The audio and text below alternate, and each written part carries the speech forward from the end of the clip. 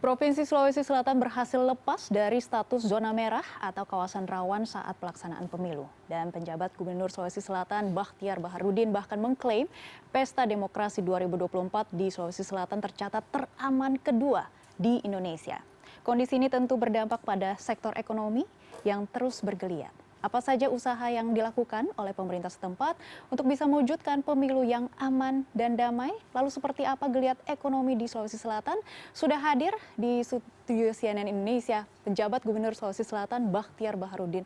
Selamat siang Pak Bakhtiar. Selamat siang, Assalamualaikum. Iya, tadi kita sudah lihat beberapa daerah ricuh begitu ya Pak. Bagaimana kondisi di Sulawesi Selatan? Ya, Alhamdulillah saya ditugaskan oleh Bapak Presiden Republik Indonesia tanggal 5 September 2023. Begitu ditugaskan, kebetulan saya juga sehari-hari membantu Menteri Dalam Negeri sebagai Dirjen Politik dan Pemerintahan Umum yang selama ini juga ngurusi pemilu di Jakarta di tingkat nasional. Oleh karenanya kami memahami betul bahwa aspek pencegahan jauh lebih penting sebelum ada terjadi. Maka konsolidasi secara masif, jadi sistemik dan terstruktur dengan seluruh aktor yang terkait langsung maupun tidak langsung dengan pemilu itu kami ajak kolaborasi mulai dari KPU, Bawaslu, teman-teman TNI, polisi, TNI darat, laut udara.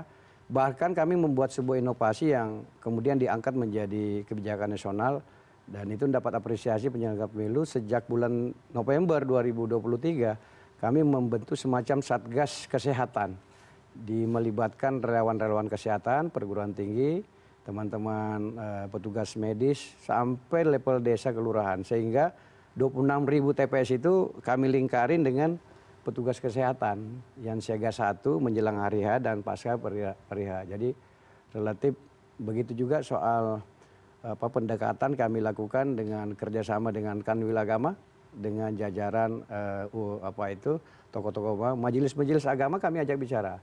PGI, Majelis Agama, kemudian semuanya, kemudian gereja, terus tokoh-tokoh masyarakat, terus teman-teman pengusaha, semua kita ajak bareng, ajak diskusi dan begitu juga teman-teman TNI Polri melakukan gelar pasukan, skenario pengamanan seluruhnya.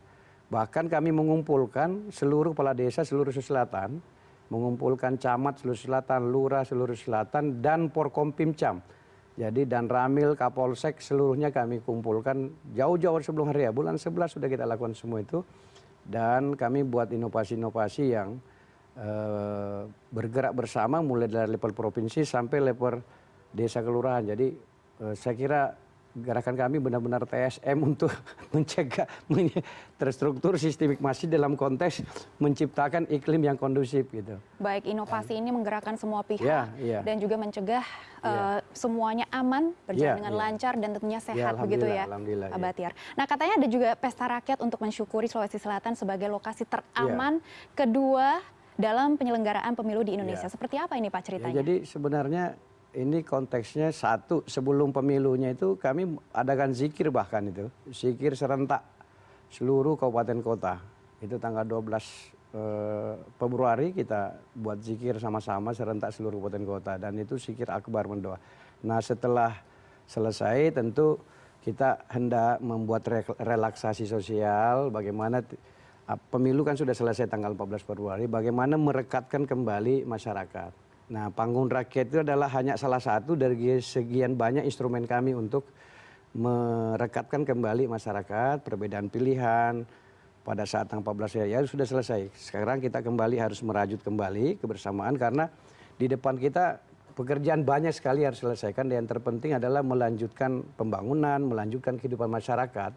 Bahwa pemilu hanya bagian kecil dari sistem hidup bernegara, seleksi kepemimpinan nasional dan lokal di pilkada nanti, tetapi kehidupan ke masyarakat terus berjalan. Yang bertani terus bertani, yang beternak terus berternak, jadi guru tetap ngajar, mahasiswa tetap sekolah. Nah, ini yang harus kita hidup kembali dan panggung rakyat ini kan salah satu bentuk kesyukuran. Kami mengundang kepala desa seluruh Sulawesi Selatan, kemudian kawan-kawan perangkat desa yang sudah mendukung kegiatan dan bersama juga dengan Porkopimda. Dan semua yang kami lakukan tidak ada yang sendiri. Saya tidak pernah melakukan kegiatan sendiri, selalu bersama Panglima TNI, Panglima Udara, dan Lantamal. teman-teman Kejaksaan Tinggi sama Kapolda Sulawesi Selatan luar biasa dan seluruh jajarannya di tingkat kabupaten kota. Jadi intinya kerja bareng gitu. Teman bupati wali kota juga kerja bareng. Jadi kerja kolektif itu karena mengurusi daerah itu otoritasnya tidak tunggal di gubernur. Otoritasnya itu ada di teman-teman penyelenggara negara yang lain. Nah, panggung rakyat itu juga salah satu instrumen untuk membuat relaksasi sosial, tapi dari sisi ekonomi itu kan membuat keramaian, nanti ada transaksi ekonomi. Nah, kalau ada transaksi ekonomi, konsumsi meningkat kan pertumbuhan bisa naik. Jadi kita menggerakkan ekonomi dengan berbagai cara. Even hampir seluruh kabupaten kami arahkan buat. Jadi bukan hanya di Kota Makassar. Seluruh kabupaten juga membuat event-event, baik event seni, olahraga, macam-macam kita buat. Baik itu di laut juga ada lomba-lomba macam-macam kita lakukan. Bahkan kalau kawan-kawan ingat, sampai lomba ayam ketawa aja kita bikin. Jadi berbagai instrumen kita buat menggerakkan. Jadi jangan kehidupan masyarakat itu menjadi menegangkan gitu. Jadi harus dibuat riang gembira, tetap suasana santai gitu, bahwa semakin mapan demokrasi, pemilu dan pilkada itu sebagai sesuatu yang biasa saja seperti kehidupan kita sehari-hari gitu. Saya kira itu yang langkah-langkah yang kami buat, memastikan bahwa pemilu berjalan sukses, aman, tetapi pembangunan juga harus tetap jalan. Karena ada agenda nasional yang ditetapkan oleh Bapak Presiden yang harus kita laksanakan di wilayah Sulawesi Selatan, dan terpenting juga kita tetap harus meningkatkan kesejahteraan masyarakat. Pelayanan publik tidak boleh berhenti, seluruhnya harus tetap bergerak. Nah, upaya ini kita lakukan secara simultan dan terstruktur sistem masif, sehingga alhamdulillah walaupun pemilu ekonomi tak bergairah, dan itu terbukti kami bisa mendorong pertumbuhan ekonomi yang tadinya hanya 4,05 sekarang naik 4,51. Kami bisa mengendalikan inflasi waktu kami datang sebagai penjabat gubernur 3,53, 1 bulan langsung kami turunkan menjadi 2,33, bahkan di bawah inflasi nasional, dan terjaga ada Nataru dan awal bulan puasa. Dan kalau lihat kawan-kawan 2 hari yang lalu, pertama kali Indonesia dan serentak kami lakukan di seluruh kabupaten kota di 64 titik secara simultan 2 bulan penuh. Kami buat gerakan pangan murah 68 titik serentak seluruh selatan bersama Bupati Wali Kota dan Porkompimda, jajaran Polres, Kodim, Kejaksaan, dan seluruh teman-teman perangkat di bawah, camat, lurah, dan tim inflasi daerah bergerak bersama teman-teman OJK, Bank Indonesia, terutama Bulog nih. Dan itu biar kawan-kawan tahu, itu uangnya bukan dari Pemda provinsi, itu uangnya dari gotong royong banyak pihak, termasuk Bulog dan teman-teman asosiasi dan pengusaha melakukan itu. Dan ini saya kira model untuk mengatasi inflasi, menjaga harga-harga pangan supaya tetap di bawah inflasi yang ditolerans, yang ditetapkan oleh Bank Indonesia antara 2,5 sampai 3,5, itu kita jaga. Dan alhamdulillah kami bisa konsisten berada pada kuadran 3, di bawah 3 inflasinya. Jadi inflasi sosial terbaik lah pencapaian 5-10 tahun terakhir sekarang. Baik. Dan, iya. Baik, ini kita ingin menggali lebih dalam lagi terkait dengan harga pangan dan juga inflasi ya Pak. Tantangan masih menunggu karena ini menjelang Ramadan juga. Kita masih temui harga pangan yang fluktuatif, terutama harga beras dan juga stok beras. Nah, bagaimana menstabilkan harga pangan dan juga menjaga stok beras serta mempertahankan prestasi laju inflasi di bawah rata-rata inflasi nasional? Iya, jadi itu tadi ada 9 langkah sebenarnya yang harus dilakukan untuk mengatasi inflasi. Nah, memang pertama harus ada tim lembaga yang mengorganisir itu setiap satu waktu. Dan itu harus diorganisir dan menggunakan teknologi. Dan ada orang yang tiap hari mengecek harga. Jadi dinas perindak kami Sulsel itu tiap hari harus ada di pasar. Nah, pasar kalau di daerah kita itu kan adanya tidak di satu tempat. Ada pasar mingguan di kecamatan. Jadi jaraknya antar kecamatan jangan bayangkan seperti Jakarta. Jaraknya antar kecamatan itu bisa 100 km, bisa lebih gitu. Dan memang tantangannya di daerah seperti selatan, infrastruktur kan tidak merata. Jauh, misalnya dari Makassar ke Timur perlu waktu 16 jam. Terus ada di pulau-pulau. Nah, oleh karena dan tantangan terbesarnya itu memang di daerah-daerah itu tidak ada satu kabupaten di Sulawesi Selatan yang memiliki stok bahan pokok 21 yang mempengaruhi inflasi. Kita punya, misalnya satu kabupaten punya cabai, dia tidak punya telur. Punya telur, dia tidak punya beras yang banyak. Kalau beras kami relatif rata. Ada punya bawang merah, tidak punya lagi mungkin komoditi ikan yang mempengaruhi inflasi. Nah, oleh karenanya kesimpulannya adalah mengelola inflasi mudah saja sebenarnya. leadership intinya. Kenapa? Karena ini membutuhkan kerjasama antar daerah gitu. Kemudian harus konsisten, yang paling penting. Nah itulah yang mungkin mohon maaf kami sejak awal dari sampai sekarang boleh dicek di rekam jejak digital. Mungkin yang paling aktif hampir tiap minggu kami sama Forkompimda Provinsi ke pasar gitu. Dan tidak sekedar ke pasar, setelah pasar tim rapat, kenapa sih ini naik, kenapa ini turun segala macam. Kita cari, itu selesaikan. Nah tetapi itu di hilirnya. Kami mampu mempertahankan inflasi dalam tempo singkat, bisa turunkan dan alhamdulillah konsisten. Termasuk hari ini yang sedang kami kerjakan serentak seluruh daerah. Saya terima kasih pada teman-teman Forkompimda, terutama jajaran TNI Polri dan Bupati Wali Kota Sulawesi Selatan dan inflasi. Bulog terutama luar biasa dukungannya. Nah, tapi itu kan hilirnya. Nah, yang paling penting lagi misalnya cabai. Kita harus tangani hulunya. Jadi jangan terus dari waktu-waktu kita diskusikan cabai kurang. Hulunya harus diselesaikan. Maka harus ditanam cabai. Nah, maka di Sulsel kami buat gerakan namanya Gerakan Tanam Cabai. 10 pohon tiap rumah. Gitu. Saya sedang kerjakan tahun ini. Saya membagi benih tahun ini 200 juta benih. Penduduk Sulsel itu hanya 9,4 juta. Taruhlah 10 juta. Masih 15 kali lipat. Taruh tumbuhnya 70%. Jadi 15 kali lipat. Pasti kami bisa selesaikan dan bahkan kami sudah dorong cabai Sulsel itu menjadi industri. Kami pengalaman di musim El Nino akhir tahun, di saat kesulitan cabai daerah Wajo itu kami tanam cabai 2.000 hektar. 1 hektar itu menghasilkan 20 ton, harganya Rp40.000, kali 20 ton 800 juta per hektar. Kali 2.000 hektar 1,6 triliun rupiah.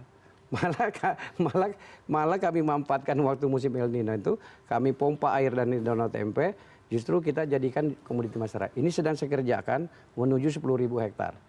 Bagaimana cabai itu malah justru jadi komoditi kami. Dan teman-teman dari Pasar Induk Jakarta malah belinya dari Sulsel. Dan hampir kami menyuplai seluruh Indonesia Timur untuk cabai. Dan termasuk bawang merah. Bawang merah sedang kami ada tanam 24.000 hektar di Kabupaten Nrekang. Dan ini menjadi peluang ekonomi justru masyarakat Selatan gitu. Jadi oleh karenanya singkatannya bahwa kita tidak cukup mendiskusikan hilirnya. Kalau sekedar menangani inflasi, barangnya tidak ada, kita bisa beli dari tempat lain, geser tempat lain. Tapi memastikan masyarakat punya. Nah, cabai ini kan termasuk tumbuhan yang rentan ya, musim hujan. Terus masa hidupnya hanya 2 tahun rata-rata. Dan penanganannya memang harus dilatih masyarakat. Bagaimana cara membibit, bagaimana cara menanam, terus kalau ada hama, bagaimana cara mengatasinya. Nah uniknya di Sulsel, kami punya cabai namanya cabai Solo 2. Adanya di Kecamatan Mahiwa, Kabupaten Nrekang. Kalau cabai di Indonesia itu umurnya 2 tahun, kami punya cabai namanya Solo 2 usianya 4 tahun. Gitu. Di Tanah Toraja kami punya cabai khusus namanya cabai kotokong. Seperti ceri, seperti tomat dia. Indah sekali buat seperti bunga-bungaan. Kalau di kediaman Bapak, nanam cabai apa nih? Cabainya ada semua. Nah, lengkap insya Allah, ya? dan insya Allah kalau cabai Selatan bukan sekedar menahan inflasi, kita justru produsen. Nah oleh karenanya, saya kira hulunya harus diatasi. Hulunya diatasi karena selama hulunya tidak diatasi, maka kita selalu nanti akan repot untuk mendiskusikan hilirnya. Ikan misalnya, ikan kan hanya beberapa ikan yang menjadi faktor inflasi. Nah, ikan yang menjadi inflasi misalnya bandeng. Bandeng ini kan komoditi ekspor. Permintaannya banyak sekali. Maka cara di Indonesia ya. Iya, dan makanya yang begini kan berarti kan hulunya produksi bandengnya harus ditambah. Kalau tidak, pasti begitu produksi berkurang, pasti kan terjadi inflasi. Baik. Nah, jadi kita mendiskusikan hilir, pada waktu yang sama kita mendiskusikan hulunya. Jadi ketahanan pangan itu harus kita naikkan levelnya menjadi kedaulatan pangan. Jadi bukan hanya bertahan, tapi kita harus berdaulat juga. Iya gitu. benar, untuk menstabilkan harga pangan memang harus didukung juga oleh proyek infrastruktur ya Pak. Nah Presiden juga baru saja meresmikan proyek infrastruktur di Makassar. Makassar Newport ini adalah pelabuhan terbesar setelah Tanjung Priok. Nah apakah ini upaya menyiapkan Sulawesi Selatan ini menjadi penyangga IKN Pak? Iya, saya atas nama masyarakat Sulawesi Selatan dan pemerintah daerah, sekali lagi mengucapkan terima kasih pada Bapak Presiden dan pemerintah pusat yang telah membantu kami masyarakat Selatan. Ini pelabuhan besar sekali, kapasitasnya 2,5 juta TEU per tahun. Nah Maka pelabuhan besar ini harus kita manfaatkan sebesar-besarnya untuk kesejahteraan Selatan. Caranya gimana? Nah, supaya pelabuhan bermanfaat, maka produksi di hulu harus kami tambah. Apa yang mau dikirim barangnya kalau produksi tidak ada? Berarti kalau jumlah ikannya misalnya sekian ton tahun ini, maka jumlah produksi ikan harus tambah. Nah, sekarang bagaimana cara meningkatkan produksi ikan? Nah, maka di Sulawesi Selatan kami buat program bagaimana jumlah ikan bertambah, maka kami membangun rumpon banyak, hampir 100.000 rumpon yang kami buat karena rumpon-rumpon dangkal dengan dalam dan artificial reefs, terumbu karang buatan. Karena ikan itu ada KTP-nya. Ikan itu kalau orang tempat tinggalnya rumah, ikan itu tempat tinggalnya di karang-karang atau di bakau-bakau. Nah, masalahnya karangnya kan tidak ada, berkurang karang ini. Maka kita harus buatkan karang palsu atau rumah palsu. Nah, rumah ikan itu ya namanya terumbu karang buatan atau rumpon-rumpon. Disitulah nanti ada plankton-plankton, ada plankton nanti datang ikan kecil, nanti datang ikan besar. Ini kita rekayasa, maka yang kami programkan Dinas Perikanan, kami tahun ini membangun hampir 100.000 rumpon. 3, 4, 6 bulan ke depan, ini masyarakat di pesisir Sulawesi Selatan ada 2.000 kilometer lebih panjang pantai Selatan akan ada pesta ikan. Banyak mancing-mancing di laut dengan gratis. Nah, di daratan apa yang kita lakukan? Di daratan ini kan di Sulsel ini banyak danau, ada bendungan, ada embung-embung banyak. Semua kami tebarkan benih ikan nila. Tahun ini kami menebar benih ikan nila sebanyak 100 juta ekor. Kami bagikan gratis. 3-4 bulan lagi, 4 bulan lagi Mbak Megi bisa mancing-mancing gratis di danau-danau kami, ikannya banyak sekali. Baik, jadi, kita tunggu Selatan undangannya dari Pak Gubernur. Ya. Tadi kami juga sudah mendengar pemilu berjalan dengan aman dan lancar, dan tentunya banyak sekali strategi untuk mewujudkan Indonesia maju dan jaya. Terima kasih Pak Gubernur sudah bergabung bersama kami di CNN Indonesia Ditunggu News di Hour. Sulsel. Terima kasih.